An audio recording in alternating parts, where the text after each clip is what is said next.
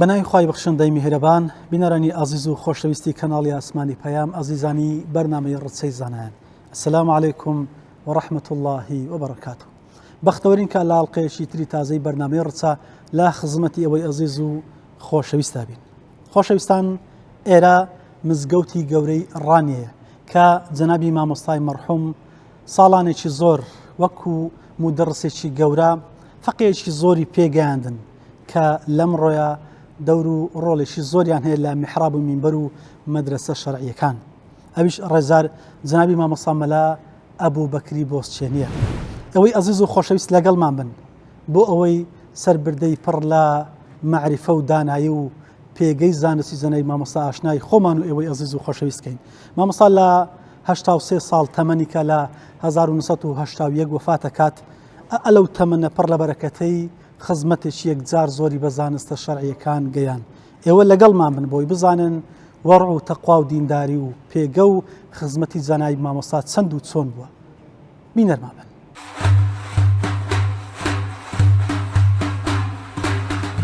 ژیان نامەی مامۆستا مەلا ئەبوو بەکر بۆسکێنی،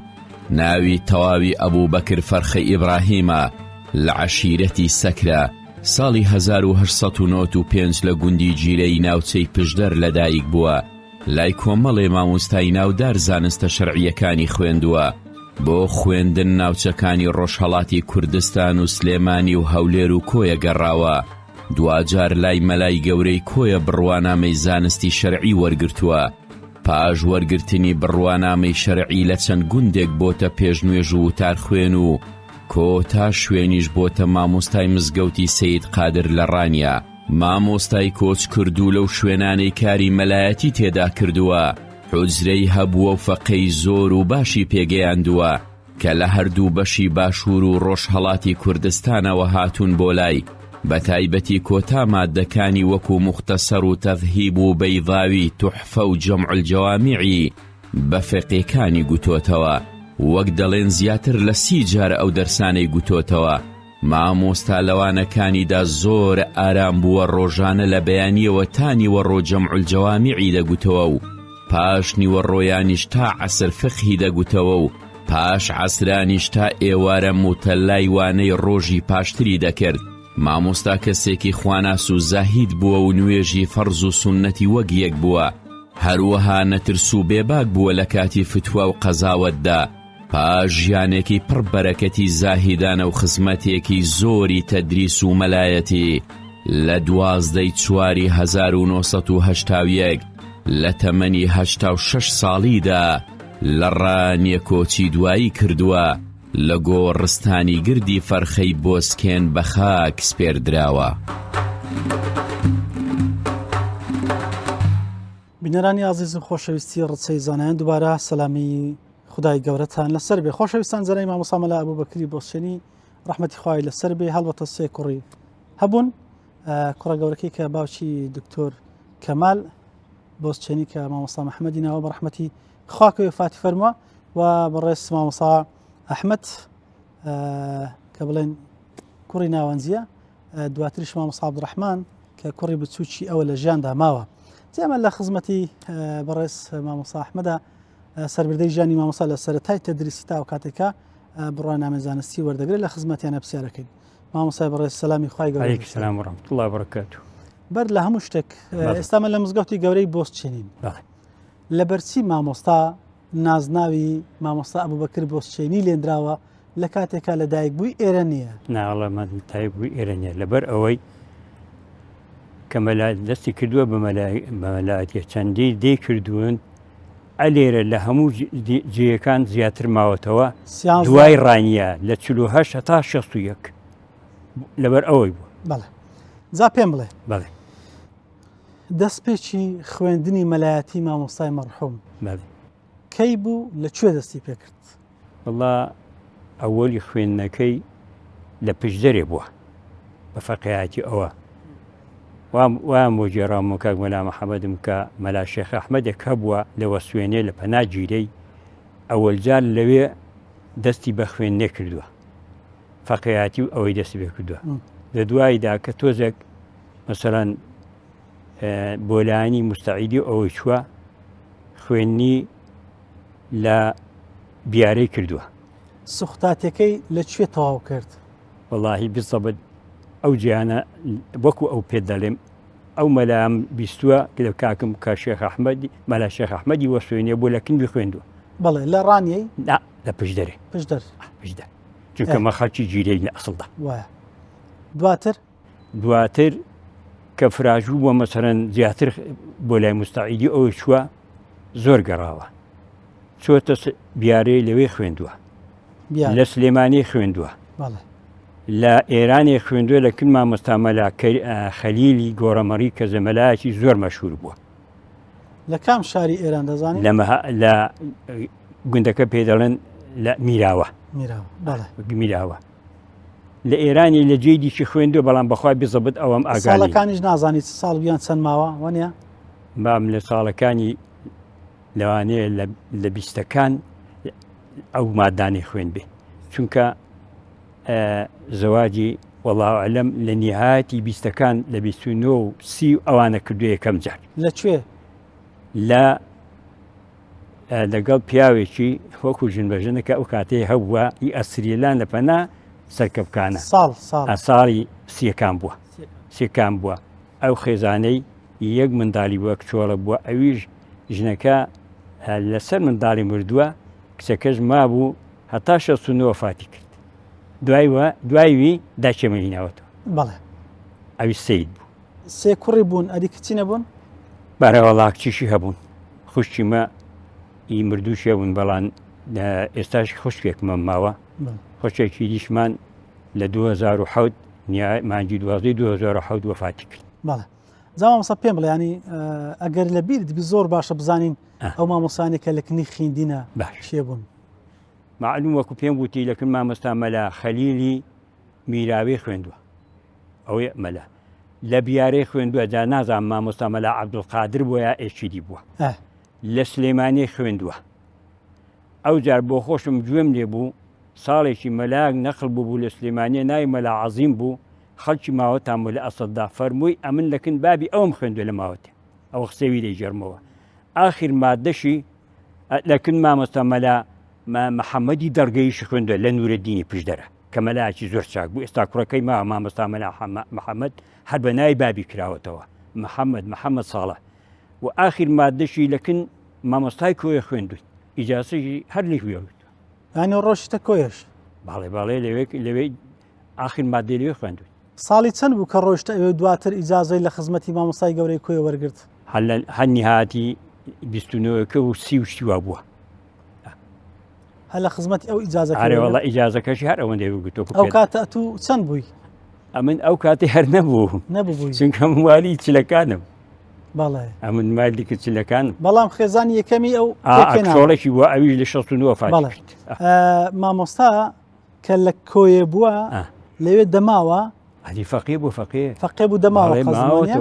نادەزان چەند ساڵ لەوێ ماوە؟ بەخوای نازانم بەڵام معلوم ئاخر مادەی لەکن مامۆستای خوێندون کی لەگەڵ خزمان چبووینە کۆیە کۆی سنجاق شارێکی مهم بۆ ئەو کاتەی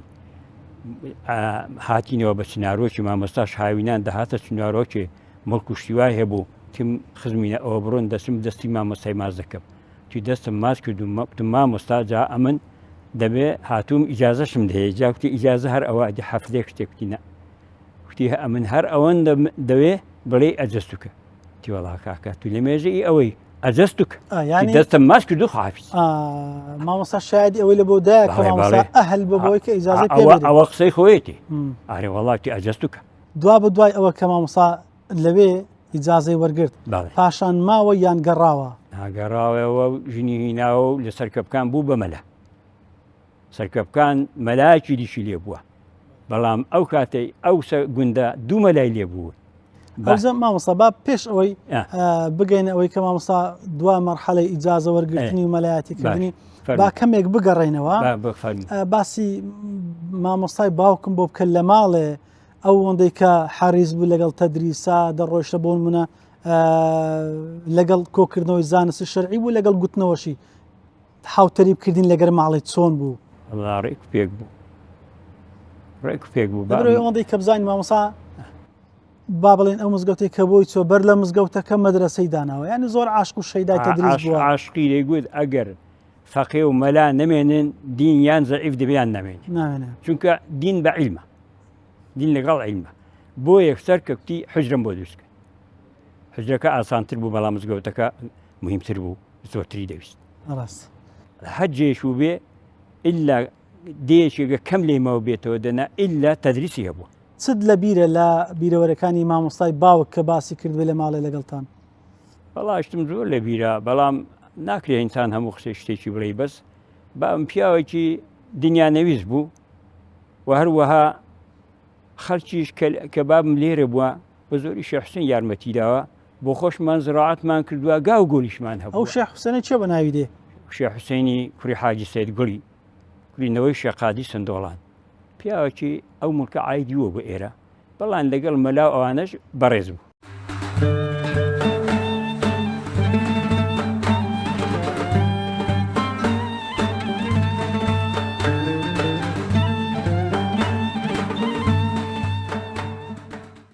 بنای خوای بەخشندەی میهرەبان،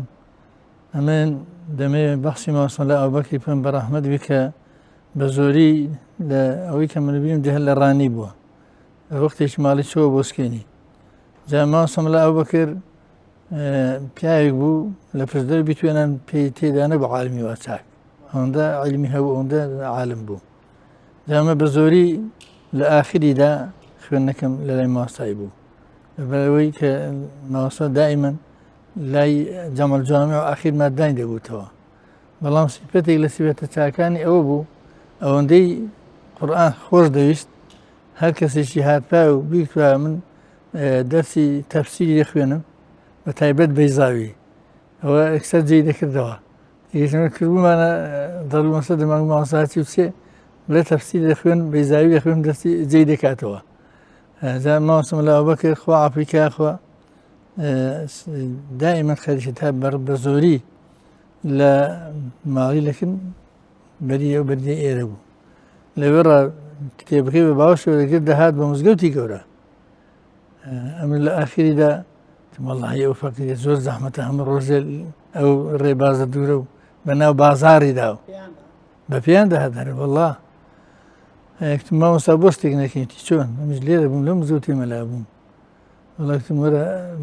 باڕێکت بۆ نزیکەمەوە، چۆنتم وەرە مزگەوتی لە مزگەوت سید قادری لەوێ دەستیمان پێ بڵێ بۆ مزگەوتی گەورە ئەمجارە ناڕەحەتە بۆ تۆ. بەڵێ بەڵێ بەڵێ وەڵایەتی باشە. وەڵا ئەو اتفاقمان کرد مامۆستا ماڵی لێرە نزیک بوو، زۆر دوور نەبوو، دەهات لێرەکانە لەو حوزەی وەڵڵاهی لەوەی هەشتاکاندا بوو.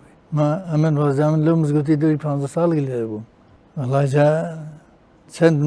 ڕۆژانە تا لای نیوڕۆ لێرە تا جەماعەتی دەکرێت جا دەڕۆیشت ساڵ وەڵڵا زۆر ساڵ وەڵڵاهی جا تقریبەن لەوانێ 5-6 ساڵانە من لێرەکانەوە لە خزمەتم دەخوێن. تێگەیشتی بەڵام ئەوە بوو کە لە ئاخرەکەیدا مامۆستا ئەبوبەکر کەەوە نیە ئینسان دێت وەختی ئیجازەی مەلا خادێتم بەڵکی دەبێ بچێت لای مەلا عەبدوڵڵای ئیجازەی وەرگری، ئەمی زۆرم پێ ناخۆش بوو. مامۆستا عەبدوڵڵا هەبوو لە مزگەوتە ڕەشمێرجێ، مامۆستا منەوە لە خزمەت تۆدا دەخوێن، تۆ لە خزمەت تۆ تای دەکەم بۆ ئەویشتی مەلا خادر ئیجازە زۆر بەرەکەتی هەیە، تێگەیشتی لەبەر ئەو ئیجازە سیلسیلەیە هەتا دەرچۆ سەر پێغەمبەری صلی الله علیه وسلم، جا نامەوێت تۆ لەو بەرەکەتی بێبەش بی، بۆیە پێم خۆشە بچی لای مەلا عەبدوڵڵای ئەو ئیجازەی ئەمن ئیجازەم بە ڕەسمی وەرنەگرتووە، بەس خوێندنەکەی لەوی زیری عالمکەی تێدا نەبوو. بەڵام نازم لە خزمەت کام مامۆستایدا بووە کە هەر لە سەفەرێک ئەجەست کە دەوردەی ئەوە ئیجازەم دای بە ڕەسمی وەری نەگرت، جادەیگوت ئەمن لەبەر ئەوەی بە ڕەسمی وەرنەگرتووە پێم خۆش نییە تۆ لەو بەرەکەتەی بێبەش بی، دەبێت لای مەلا عەبدوڵڵای هاتم لای مامۆستا عەبدوڵڵای ڕەشمێرجی هەر ئەلەو مزگەوتەشدا ئیجازەکەمان گرت. تەمەن کاتەی حەوسەکەی زۆر بوو. وەڵڵا جا مامۆستا ئەبوبەکر بەڕەحمەت بێ دەرسەکانی خۆش بوو. ئەمە بەسەری ئاخری ماددەکان بەدا خوێندا جەمەل جوامع ئەوانە. جا لە دوایدا مامۆستا ئەبوبەکر هەر وەکو سوادەی علیمان لەکرد ئیسفادەی ئیدی کەسمان لەکرد زۆر بەعیزەت بوو یەکێک هەتا بۆن بوونە جارێکیان خەریک بلێرەکانە پێت ما پیاویش لێ بوو وی زانی مامۆستا دەبێتە مەلا و داوای موچە و شتیوا دەکات وڵا لێک تووڕە وتی مەلا ئاکتی بابەکرد هەندە بەعیزەت نێبێتە بەردەچی پیاوی وەک تۆ ئێگە هاتم بە بڕنەوە پێمەونێ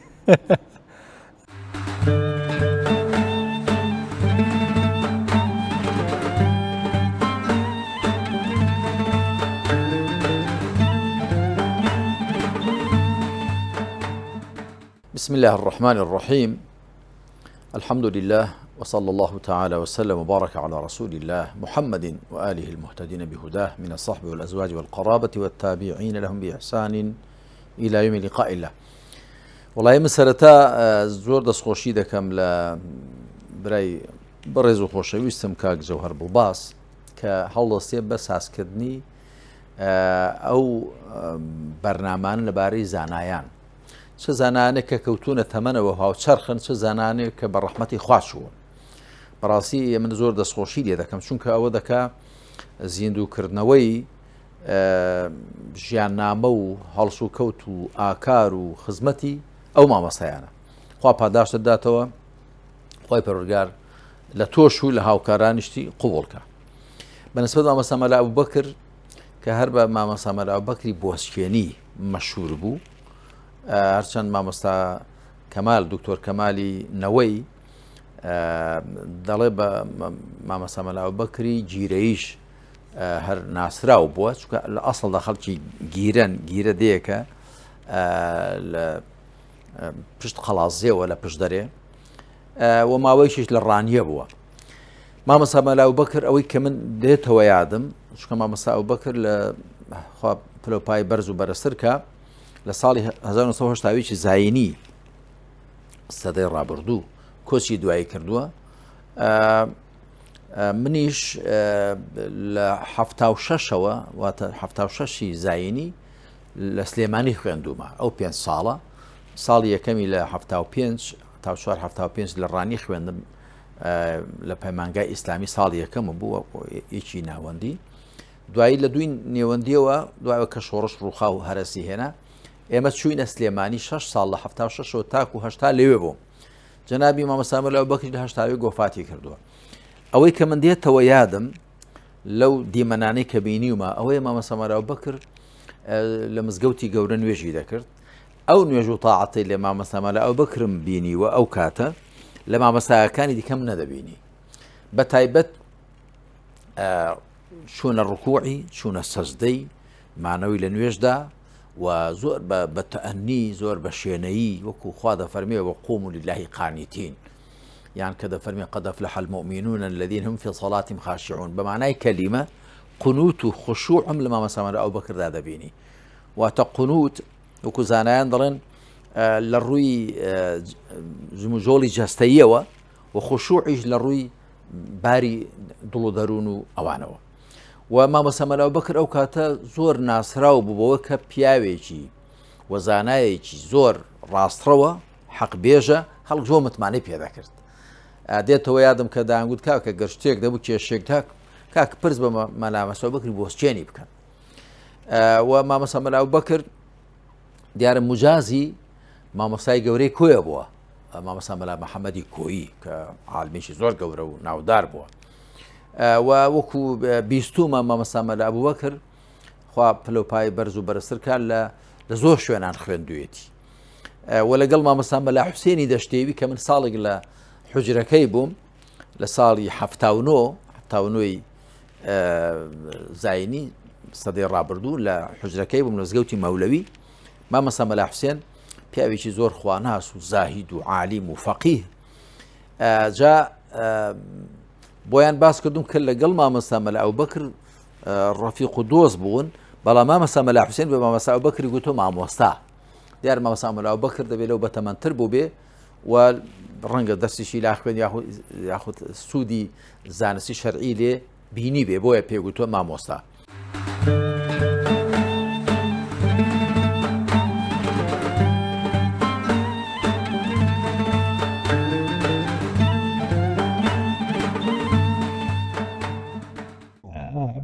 تعلیم دەخوێند دەگەڵمانێکیات دوو دەرست دەخوێندن شەرعیشم دەخوێن شەرە تقریبان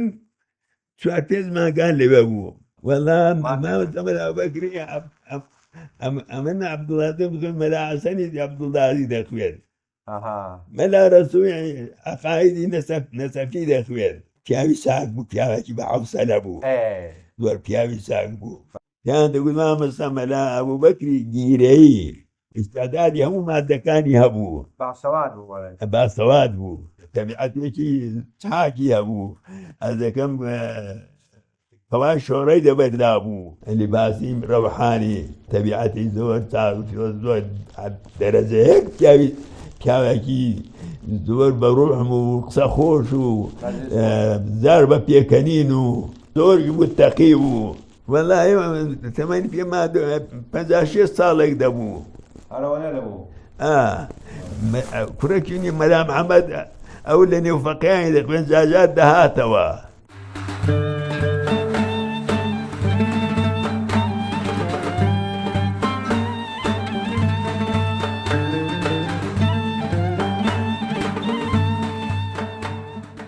لە ساڵی 69 لە کۆی من دەخوێت لە خێر مامۆستا محەممەدی باداوان مزگەوتی منارەی ئەویش دەوێت گەڕامەوە هاتمە ئەڕانی بەڵام لە ڕانی ئەو کاتە مزگەوتی گەورە تێک درابوو خانۆکیان مامی مەلاتە کاکتە های خانۆکیاندا بۆ فەقییان بەوەی تێدا بن مامۆستا بەکرد ماڵی لە ڕەشەمێرجێ بوو عمری دەوری 80 ساڵ بوو ئەم فەقیرش بوو هیچ مەلاتیشی نەبوو خانوشی کرێ بوو لە ڕەشەمێرجێرە بە پێیان دەهاتە منتقی خەڵاتێکە بێنن خەڵاتی ڕانیێ هەر دەوەندە دەرسی بەمە دەبوت جا مامۆستا ئەو مامۆستا بەکرە تەمان وەکو عەرز دەکەم کابراکی هیچ شتێکی نەبوو عاشی نەبوو مەلایەتی نەبوو خانوشی کرێ بوو عمریشی دەوری 80 ساڵ بوو کوڕەکەشی بەس ئەحمەد لەگەڵی داما بوو ئەحمەدیش تازە لە خەری زەراعی بوو زەراعی دەرچوو بوو ئەویش ژنەهینا بۆ کاتی کاک ئەحمەد دەماسا ئەمن گەلەم بێوی ئادەم لەکەم خوێندووە عەبدوڵازیم لەکەم خوێندووە گەلەمی بەرهام لەکەم خوێندووە تەفسیری جێلانی 8 جزم لە لای خوێندووە گەلەمی بەرهانیشم لە لای خوێندووە ئاخری جەمع جامیشم لە لای خوێندووە بەڵام هەموو نە ئەمانە مەسەتەمان مامۆستا بەکرد کابرایی بوو هیچ پەیوێت بە دنیاوە نەبوو شەرمیشی لە هیچ کەسێکی گەورە ئەوە نەدەکرد تا جارێکیان لەو مەسەلە حیزب عیلمانیانە کابرایەک چوو بوو توی مامۆستا ئەمە کچی گسکەم باشن گۆ ناڵێک کچی گسکەمە نار ناکەین مامۆستا بۆم بخۆم کوڕخۆینی نەگۆچن ئەوە کابرا بە حەساب خۆی بە مەسعود دەزانی چوو لای مامۆستای کە کچی گسکیان بۆ مارەکە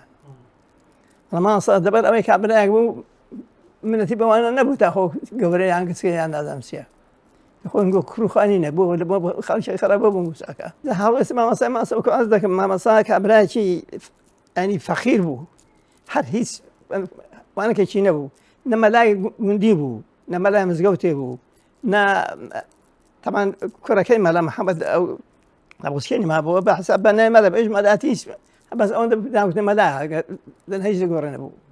دەناخۆ کەس خزمەتی مەلای نەدەکرد هەر نەبوو هیچ خزمەتیان نەبوو ئەمە تەمان لە مزگەوتی گەورە بووی مزگەوتی گەورەی گەڕانیە ئەوش ماڵی لە ڕەشەمێرجێ بوو بینی تقریبان نسبەت کابرای وەکو مامۆستای دوورە بەڵام هەموو ڕۆژان لەوێرا بە پێیان دەهاتە مزگەوتێ تا ئێوارێ تقریبان هەر کە سعات 8 بەیانی دەهات تا سعات 12 نیوەڕۆیە وەڵای ئەو کاتی ئەمن دوو سێ کەس بووین مەلایەک لە وانەکێ بوو لە ئەو گوندەی تیتۆکەی ئەوش دەهات دەرسی دەخوێن مەلای گوندی بوو وەڵام دەهات دەرسی دەخوێندن ئەمنیش و ئەمەش دەبووم بەلا مەسەڵای میرەبەگیش دەوەن دەری بە ئەو کاتی بەڵام ئەو دوانەی دیکە هێگەنەماوەن بەس أمن كذا خدمة ما صايب من ما أبدا أوديك أنا ما أبدا.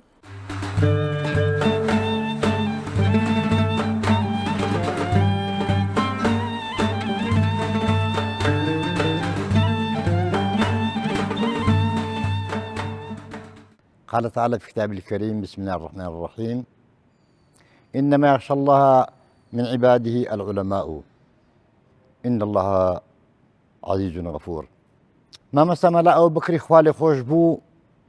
كبراسي ما مساك بو لسنوري بتوين ومحوري بتوين وبجدار ما مساكي بناو بانك ما مساكي هميشا دات پرور هميشا دين پیروكار هميشا لتدريس التقديس هميشا لكاروباري آيندا وكاروباري مسلمانان كم ترخمين نبو.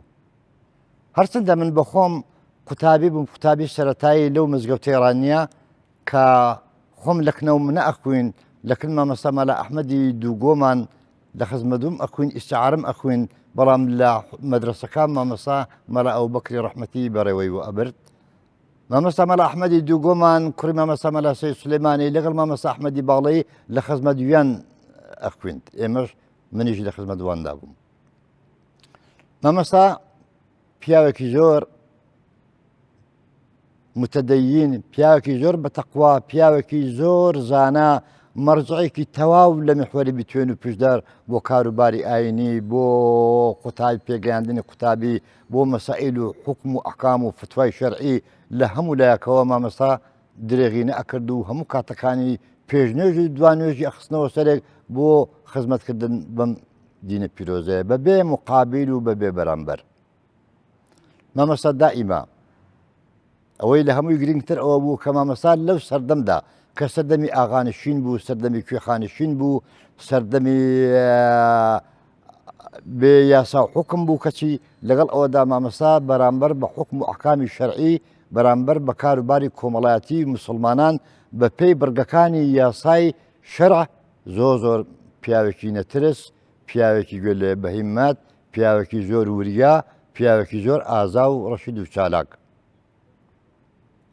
دیارە مامەسانی ئاینی ڕابردوو زۆرینیان هەڵس و کەوتیان بەو شەوەی بوو بەڵام بە تایبەتی مامەسامە لە ئەو بکە لەو تەمەنە پیریەیدا لەو وەزعە ناخۆشە و فەقیری و هەژاریەیدا توانی کە هەموو تەمەنی ژیانی خۆی تەرخان بکە بۆ تەدریس و تەقدیس بۆ کاروباری مسلمانان بۆ بەجێگەیاندنی حکم و ئەحکامی شەریعەتی ئیسلامی پیرۆز بەڕاستی ئەم مامەسایانە جێگای فەقر و شانازینە وبو إمش أما درسو بندكي هر جورو مجويا فيوس إمش تشاو لحرس كوتي ورابر ديوان بكين فيوس مفهومي أو آتش دائما إما لبير نكين أجر مقارنة خمام كين برامبر بوما مسا عيني أنا أي أبي إما عندي إما تشبو خمان دانا بيتن بو عين بو دوارجو سمان هش بتوا بەڵێ مامەستانی ئاینی قوتابی وەکو ئێمەی ئەگەر کەمزانیش بین قوتابی وەکی ئێمەی جێخۆ بەجێشتیە بەڵام ئەی ئێمە دوای مردنی خۆمان چمان بۆ خۆمان بەجێشتووە ئایا قەسر و قسوور و سیارەی مۆدل بەرز و مەسئولیەت و ئیمتینای حزبایەتی هیچ دادێک بۆ ئێمە ئادان نا کەواتە برایان پێویستە مامەستانی ئاینی هەمیشە مەفهومی ئەو ئاەتە پیرۆزەیان پەیڕەوی لێ بکەن.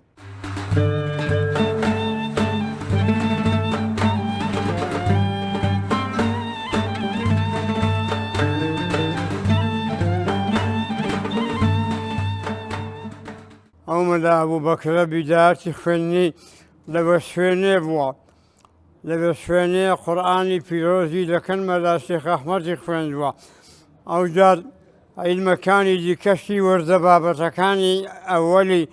ئەوەلیشی دەکەنمەداکان خوێندوون بەڵام بە کوردی و بە کورتی بابم لەکرد سێمەلای چاکی خوێندووە بە زۆری یەکیان مامەسەمەدا محەممەدی دڵگەیی بابی ئەومەدا دڵگەیە کە ئێستا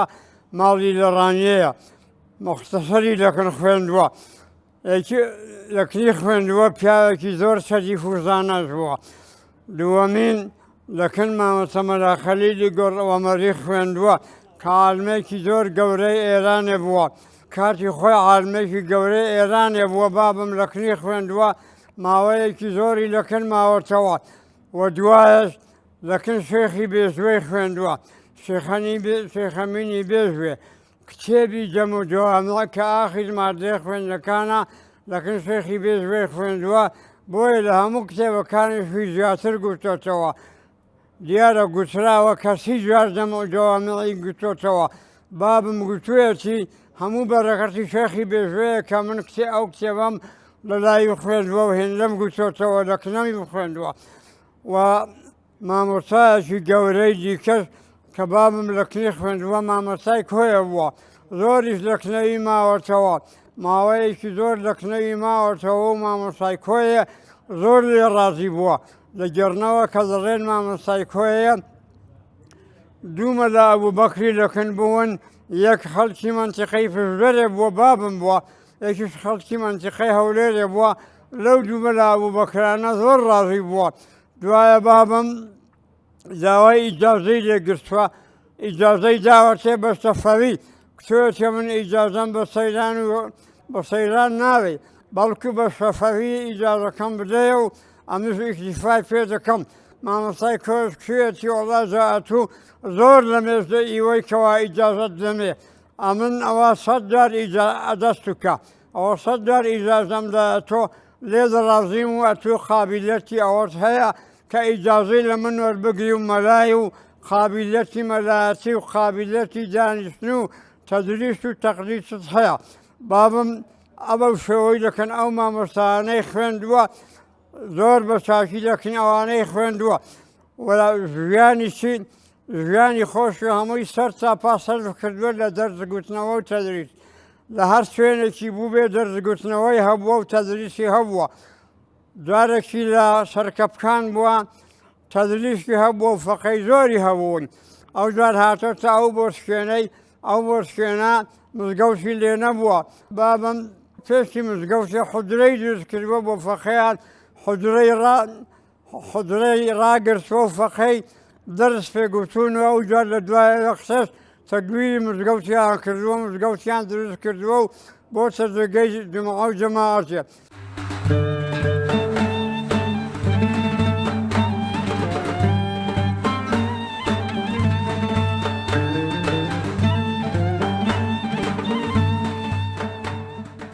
بسم الله الرحمن الرحيم الحمد لله رب العالمين والصلاة والسلام على رسوله الأمين المبعوث رحمة للعالمين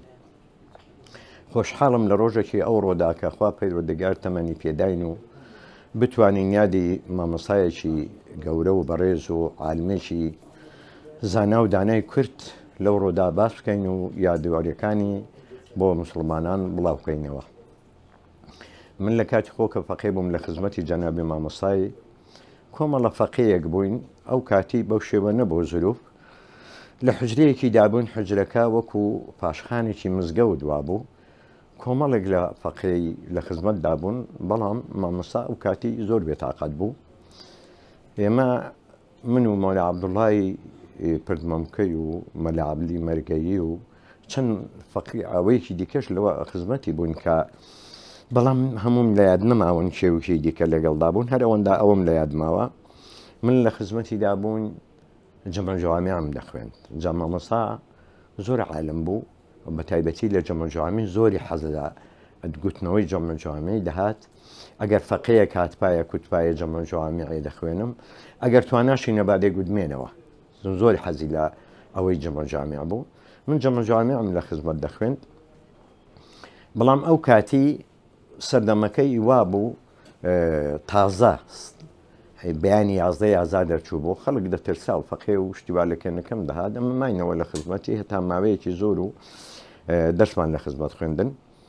لە پاشان کە مامۆستا زۆر بێتاقەت بۆ ڕۆژێکی فەرمووی ئەگەر جێگایەکە بێ پێم باشە بچن دەرسان نەچی هەتا تۆزێک چاک دەبمەوە چکون نەخۆش بوو ئەمەش توان بچمە کوێن دەری مامۆستا کوتی واللهی کوێ پێ باشە هەڕوونە جێگایەکی کە مامەلایەکی چاک بێ دەرسی لەکەن بخوێنن هەتا چاک دەبمەوە جا وەختی وەرنەوە واللهی لە سەروی هەشتا بۆ پێم زۆر بێتاقەت بوو پێ دەچی لە سەروی هەشتا بوو بێ لە هەشتا هەورازی هەستام ڕۆیشتم چوومە چۆ کۆمەڵە فەقەیەکشم لەگەڵدا بووم سوختە 4-5 فەقێم سوختە لەگەڵدا بووم چوومە سەرکەپکان ئەو وەختی مامۆستا مەلا فەتاح لەوەندەرێ بۆ مامۆستا مەلا فەتاحی وەرتی کە چوون مەجموعە فەقێیەکی لێبوون و ئەو وەخشی لەبەر ئەوەی کە فەقێ بەنانی خەڵکی بەخێو دەکران و ڕاتپیان دەکردن و ئەوە بوو ئەگە حجرە قەڵە باڵغ باە خۆش نەبوو. هەمیش ئەگە چوون عەرزی مامۆستام کەوت مامۆستا هاتوومە بۆ خزمەتت بۆ ئەوەی بەڵام مامۆستان نەخۆشە مامۆستا مەلا ئەبوبەکر فەرمیەتی هەڕوونەجەیەکی هەتا 15 ڕۆژان دوایێ وەرنەوە. مامۆستا فەرمووی وەڵڵاهی مەلا قادر جن حجرە نەقەڵە باڵغا لەوانەیە فەقێیەکان ناڕەحەت بن ئەتوش 3-4 فەقێ دەگەڵدانە و لەوانەیە لە بۆ ڕادبان وەزعەکە ناخۆش بێ. ئەمیش ئاخری هەر سوتفە لەو کاتیدا بوو شێخ مستەفای باقلانی هات. شێخ مستەفای باقلانی هات وەجود مزگەوت کەوت مامۆستا لاتەوە لێ بوون و ئەمیش لە بەرهۆی ئەوەی کە لێرە بووم و هاتوچۆ جەنابی شێخن دەکرد ناسیاوەتی و ئەوەن زۆر هەبوو. کوتی مەلا قادستەکە لێرە مشتمەڵی مامۆستا حاڵن ئاوایە مامۆستان نەخۆشە مامۆستا مەلا بەکر فەرمیەتی ڕوونەجەیەکی هەتاکوونێ مەجالێک دەبێ و چاک دەبمەوە ئەو وەختی وەرنەوە ئەویش مامۆستا دەفەرمی جێ نییە ئەوشتی مەلا فەتا کوجێی مەلا قادری ناکە دێ مەلا قادر جێ هەبێ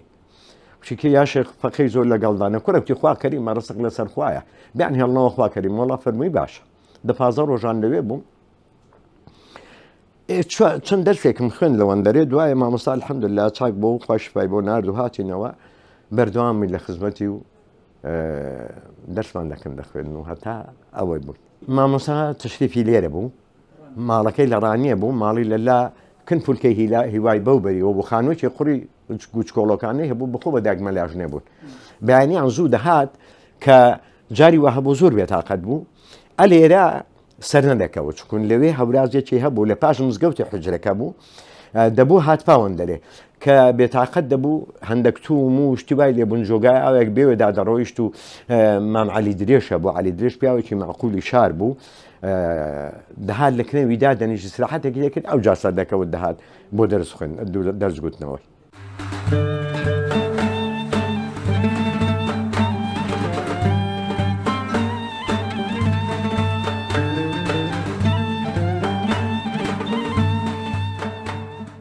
بەڵێ ئەزانم خۆشەویستانی ڕچەی زانایان مامۆستا عەبدوڵای پاش قۆتەڵی یەکێک لە مامۆستا عەزیز و ناودارانەی دەڤەری ڕانەیەکە لە مەدرسەی جەنای مامۆستای گەورەکە مامۆستای بەڕێزی مەرحوومکە سەرپەرشتیار و مامۆستای گەورەی ئەو مەدرسە بکە جەنای مامۆستا لەوێ قوتابی بوو زایمە لە خزمەتی ئەوە پێناسەی تەواوی مامۆستا لێ وەردەگرین لەبەرەوەی ئاشنای ژیانی ئەوە وەکو کەسایەتێکی دەڤەری ڕانی. مامۆستا جان سەلامی خوای گەورەت لەسەر بی و پێم بڵێ پێناسەیەکی خودی جەنای مامۆستاوی کەبرستان لە خزمەتی ئەو ئاشنا بوون لە پلە و پێگەی جەنای مامۆستای مەرحوومە. بەخێرەتی بەڕێستان دەکەی زۆر بەخێر بێن بۆ ئەو فرسەتی کە جەنابتان بە ئێمەتان بەخشی دیارە جەنابی مامۆستا مەلا ئەبوبەکری فەرخەیی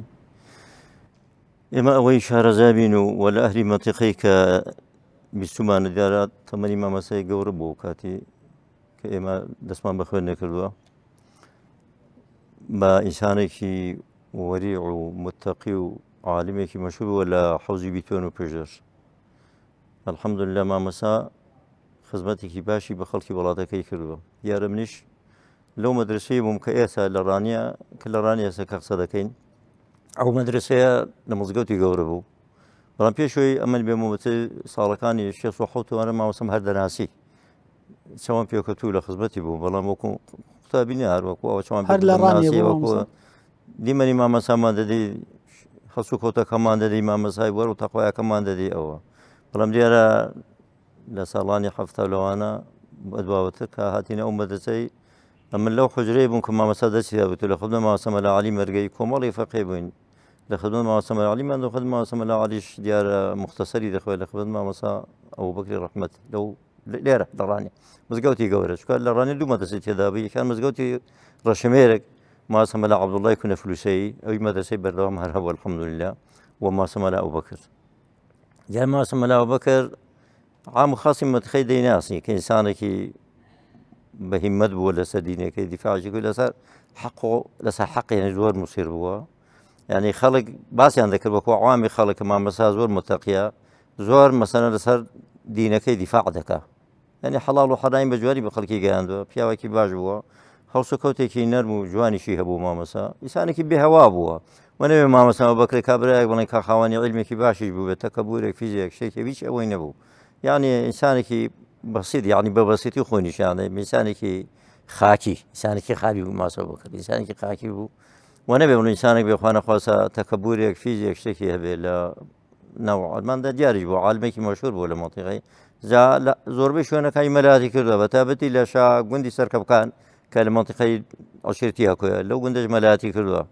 لەوێ مەلاتی کردو دواتر هاتووە بۆسکێنی لەوێ شەر مەلاتی کردووە لە ڕانێ دیارە مەدرسەی هەبووە لە مزگەوتی گەورە ئەمە لەو مەدرسەمان دەخوێن لە خبەت مستعیدەکان کە لە خبەت ئەو مامۆستای بن دەرجیان دەخوێنەوە ساڵی چەند بوو مامۆستا کات وەڵا جا تەمان ئەو ساڵیم کە لەو مەدرسە بن تقریبا لە هەفتاوە بەولاوە بوو لە هەفتە بەولاوە ئەو مامۆستای گەورەی ئێرە بوو مامۆستای مزگەوتێ نەبوو مامۆستای مزگەوت ئەوەی نازانم مەدرسەکە بەڵام مەدرسەکە بەخۆی و بەڵێ ئەو دەرسی دەگوتەوە مامۆستای تری لەگەڵ بوون لە بۆ دەرجوتنەوە هەر بۆ خۆی ببن ئەوەشمە بێدێ ئەو کاتی لەو مەدرسەی نەبووم فەقەی ئێرانی جەماعەتێک هاتوون لە خزمەت مامۆستایان دەڕۆن لەو مەدرسەی لە ڕانی بەڵێ ڕانی لە ئێرانی بوون هاتوون جا نازانم هۆکارەکەش بوو هەر ئەوە هەڵاتوون یان هەرەوە هاتوون هۆیە کارەکەی نازانم بەڵام ئەوەی لە خزمەت مامۆستایان دەخوێن مامۆستا الحەمدوللا عالمێکی باش بوو یعنی خەڵکی ئیسفادەی لێ دەکرد هەم لە عیلم هەم لە بارەی تەقواوە الحەمدوللا ئینسانێکی خۆپارێزەر بوو متەقی بوو خۆی لە شت نەدەدا خۆی تێکەڵای مۆزوعەکانی دنیا نەدەکرد زۆر ئینجا ئینسانێکی متەقی بوو وەکو دەڵێ ئیمامی شافعی دەڵێ ئین لله عبادا فطنا طلقوا الدنيا وخافوا الفتنة نظروا فيها فلما علموا أنها ليست لحي سكنا جعلوها لجة واتخذوا صالح الأعمال فيها سفنا مامۆستا یەکێک بوو لەوانە بە پێی زاهر کە ئینسان تەماشای دیمانەکەی دەکرد مامۆستا هیچ مەبەستی دنیا نەبوو تێکەڵام نەبوو بە شوێ لەگەڵ دنیا یعنی ئینسانێکی خاکی بوو ئەنجا دیارە پێی وەکو شارێکی ئیمامی شافعی باسی ئینسانی خواپەرجەکە ئەو هەنەواز لە دنیا دەری مامۆستا لەو شێوەیدا دەژیە ژیانەکەی ئەو مامۆستا جا ئینسانێکی باش بوو مامۆستای عالمێکی باش بوو خەڵکی زۆر ئیسفادەی لێ دەکرد دیارە مامۆستانی مەنتیقی بە زۆری دیارە هەندێکیان نەماوە لەوانەکە لە خزمەت مامۆستای خوێندووە بەڵام دیارە خەڵکی ئیسفادی زۆری پێگەیان مامۆستا پێگەیاندون ئیسفادیان لێ کردووە و مامۆستا الحەمدوللا شوێنەکەشی چۆل نیە مامۆستا لە خۆی بەجێ بوو خۆی دوو کوڕی خۆی عالمن مامۆستا محەممەدی ڕەحمەتی و مامۆستا مەلا عەبدوڕەحمان ئەوەشی هەر لە دوانە ئەوجا دوای ئەوەش الحەمدوللا نەوەیەکیشی دکتۆر کەمال الحەمدوللا کەویش خەریجی جامیع مامۆستای زانکۆی الحەمدوللا ئەوەیش عالمێکی باشە لە ڕووی دینەوە لە خوای بەزیاد بێ یعنی شوێنەکەی چۆل نیە مامۆستا خزمەتی هەبووە خزمەتەکەشی ماوەتەوە الحەمدوللا ناو مەنتیقەماندا جە مامۆستا ئینسانێکی دیار بووە لە ڕووی علمی شۆوەر دیار بووە لە ڕووی وەرع و تەقوا وەشە دیار بوو مامۆستا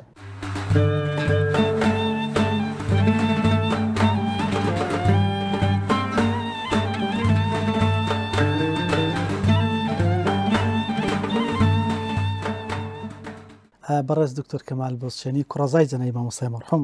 طبعا لە سەرتا مسواسی جەنابەت دەکەین بۆی کە لە ئامادەکردنی و بەرنامەیە ئەرکێکی زۆرتان چەشت خی گەورە پاداشتان داتەوە دەمەوێت پرسیارە لە جەنابەت بکەم وی ڕاگەیشتنی جەنابەت بە مامۆستای مەرحوم کێ بە باسی دەکەین چەند و چۆن بوو و ئەو دەرس و وانانەی لە ژیانی مامۆستا ئێوە لی تێگەیشتن بە ئێمە بڵێ بۆی بێتە دەرس و پندێکی بۆ ئێمەمان بسم الله الرحمن الرحيم الحمد لله رب العالمين والصلاة والسلام على رسوله الأمين محمد وآله وصحبه أجمعين ومن اهتدى بهديه واستنى بسنته إلى يوم الدين والله بيتوانو ئێمە زۆر دەستخۆشی لە ئێوەی بەڕێز و خۆشەویست دەکەین و دەستخۆشی لە کەناڵی پەیام بە شێوەیەکی گشتی وەستافی بەرنامەی ڕچەی زانان بە شێوەیەکی تایبەت و جەنابیشتان تایبەتتر کە هەڵساون بەو ئەرکە کە ئێوە یادی زانایانمان پێشەنگەکانمان پیاوچاکەکانمان بە زیندوی دەهێڵنەوە ڕای دەگرن چونکە بەڕاستی هەر میلەتێک زانایانی خۆی نەناسێ پێشەنگە ڕاستەقینەکانی خۆی نەناسێ سەری لێ دەشێ و بە دوای خەڵکانی دیکە دەکەوێت کە شایستەی بە دواکەوتنی سەبارەت بە پێڕاگەیشتنی ژیانی باپیرم تەمانم لە ئاخری هەفتاکان پێڕاگەیشتومە باپیرە ساڵی 1970 گوفاتی کردووە لە فترەیەکدا بووە کە ئەمن تازە قیسار و سووەڕ سوورەتە کوردەکانی جزوی عەمە ئەوانم دەخوێندن و بەبیرم دێ کە پێشی گوتومە بەڕاستی ئەو شتانە و بەبیرم دێ کە پیاوێکی زاهید پیاوێکی متەواضع تەمان بە بەرگوشکەلی مەلایەتی نەمدیتووە بە بەرگی دیکەوە بەردەوام بەرگوشکەلی مەلایەتی و کەوا و سەڵتە کە پێمان دەوت کاوە سەڵتە ئەوانەی لەبەر بووە پیاوێکی داڵە گۆشتە بوو ئێمە دەڵێن داڵە گۆشتە پیاوێکی کەس تەبعەن چاوێکی لەدەستدا بوو پیاوێکی بەڕوحم پیاوێکی قسە خۆش بەردەوام ئێمەی بەسەر دەکردەوە یعنی باوکم مەلا محەممەد لێرە لە گوندی بۆسچێنی مەلا بوو ئەو فترەی باپیرەشم لە ڕانیە مەلا بوو ناوە ناوە سەردانی دەکردین بەسەری دەکردینەوە ئەحواڵی دەپرسین و ئێمەش کە دەچوین بۆ ڕانیا بە هەمان شێوە زۆر بەگەرمی پێشوازی لێ دەکردین و دڵنەوایی دەکردین و جەژنانەی دەدانێ و پارەی دەداینێ بۆی کە دڵمان خۆش بکات نەک هەر ئێستا بۆ نەگەر من چوو بام لە ڕانیە منێ بینی باە دەیگو ئەو بۆ تو ئەوەش بۆ جەلالی ئەوە بۆ فلانی ئەوە فلانی یەک منداڵەکانی باز دەکرد هەرێکەی هەدێکی بۆ دەناردنەوە ئەگەر مامۆستا جەلالی برام چوو باە تەمام دەوی مامۆستانە بوو بە هەمان شێوە یەک بەسەری دەکردینەوە کە ئەوەش بەڕاستی نیشانەی وەفا و خۆشەویستی و سۆز و مححیبەتی بوو بۆ نەوەکانی و بە ئەو کەسانی کە سوکاری وینە و ناسیاوینە لە خەسڵەت و سیفەتی مامۆساوی کە دەبێتە دەرز بۆ ئێمان بۆ نمونە پێویستە بۆ نمونە زانا لەبەری مامۆسا مەقامەشی بەرزی هەبوو لە زانستا علم و وەڕع و علمەکەی لەگەڵ تەقوا و دینداریەکەی چۆن دەفەرمێ واتقوا الله يعلمكم الله ئەوەی چۆن لێگرێدا بە ئەو دوو باسە طبعا ئەوەیە من بیڵێم لە وەسفی باپیرم وەکو دەڵێ شەهادەتی مەجروحە لەبەرەوەی من کوڕەزای ئەومونەوەی ئەوم بەڵام ئەوەی کە بیستومە لە باوکم لەو کەسانێک کە دەرسیان لەکەن خوێندووە بە شێوەیە گۆسی مامەسان کردووە خلاصەکەی لەوەیدا کورد دەبێتەوە کە لە لای گەورەترین زانای هەڵبژاردەوە فێربوون لە کوردستان ڕۆژهەڵات و لە کوردستان ڕۆژ ئاوا لە مەلاخەلیلی گۆڕۆمەریەوە هەتا دەگاتە شێخی بێژوێ هەتا دەگاتە مەلای گەورەی کۆیە لە مەسەلەی تەدریسیشدا خەڵکێکی یەکجار زۆری پێگەیاندووە لە گەورە مەلاکان هەر لە منطقی خۆوانەکە وەکو مامەسا مەلا عومەری خدرانی و کۆمەڵێک مامەسای دیکە کە جێگای شانازینە و لە هەر شوێنێک بووە گرنگیەکی زۆری بە مەسەلەی تەدریس و وانەوتنەوەداوە بەس لەو سیفەتانی کە بۆیان باس کردوم مەسەلەی علم و تەقوا گرێدراوی یەکترین وەکو ئەو ئاەتی جەنابەت بەبیرهێنانەوە واتقوا الله ويعلمكم الله والله بكل شيء عليم علمی نافع بەبێت تەقوا سوودینە لە سنجی زانایشدا لە سنجی کەسێکیدا علمی نافع لەگەڵ معصیت کۆ نابێتەوە وەکو ئیمامی شافعیش کە فەرموویەتی شكوت إلى وكيع سوء حفظي فأرشدني إلى ترك المعاصي وأبلغني بأن علم الله نور ونور الله لا يودع لعاصي جا بەڕاستی ئەوەی کە باسی باپیرەمە مەلا عوبەکریان کردووە یعنی چۆن باسی علمەکان کردووە وەکو مەرجعی فتووە و قەزاوت لە منطقەکەیدا بە هەمان شێوە بگرە زیاتریش باسی تەقوایان کردو و دینداریان کردو لە نوێژەکانی لەبەرەوەشەوە کاریگەر بووە بەڵێ ئەوەش وای کردووە کە علمەکەی بەرەکەتی تێبکەوێت و هەر بۆ خۆشی فەرموویەتی بۆ نمونە جەمع الجامع لای مامۆستا مەلا شێخ ئەمینی بێژوێ خوێندە بۆیە هێندە بەرەکەتی هەبووە کەواتە بەرەکەتی علم بە تەقوا بەستراوەتەوە ئەوە جوانەیە کە بۆ ئێمە یعنی تەنها فێربوون و لەبەرکردنی دەقەکان و مەتنەکان و مناقەشەکردنی مەجلیسەکان بۆ ئێمە هیچ نییە ئەگەر بێت و ئێمە ئیش بەو علمە نەکەین و ئەو علمە تەقواک بۆ ئێمە دروست نەکات ئەوە دەرسێکە ئێمە کە دەبێ وەکو وانەیەشی ڕئیسی وەری بگرین و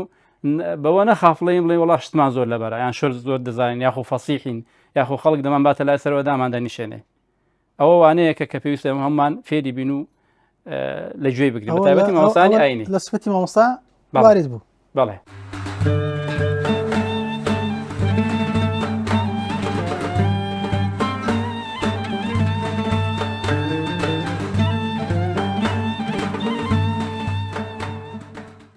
سەرەتا بەخێرهاتنی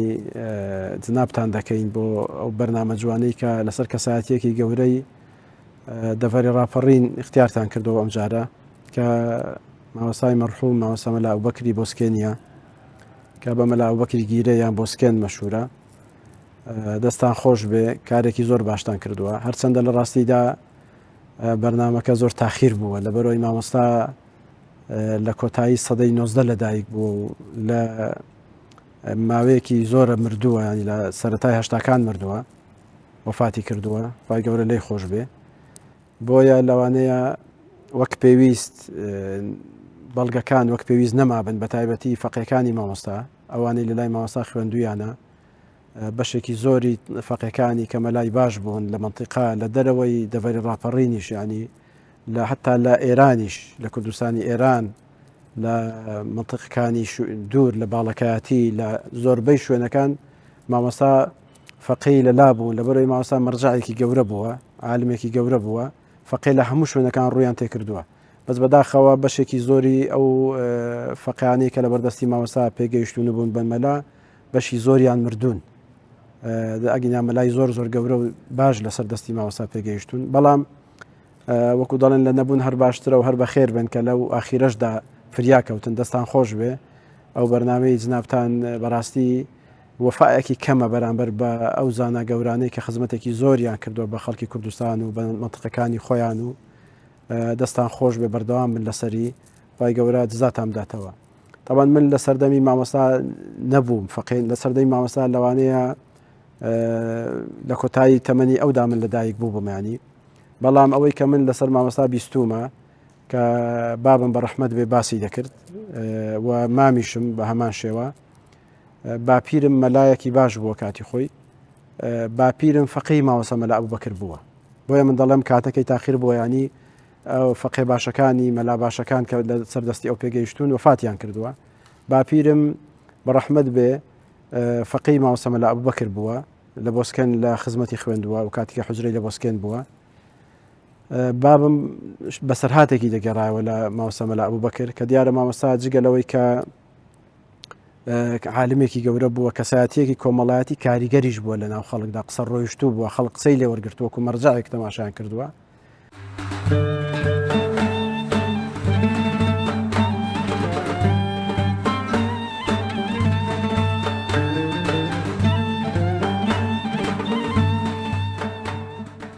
بەڵێ بینەرانی عەزیز و خۆشەویستی ڕچەی زانایان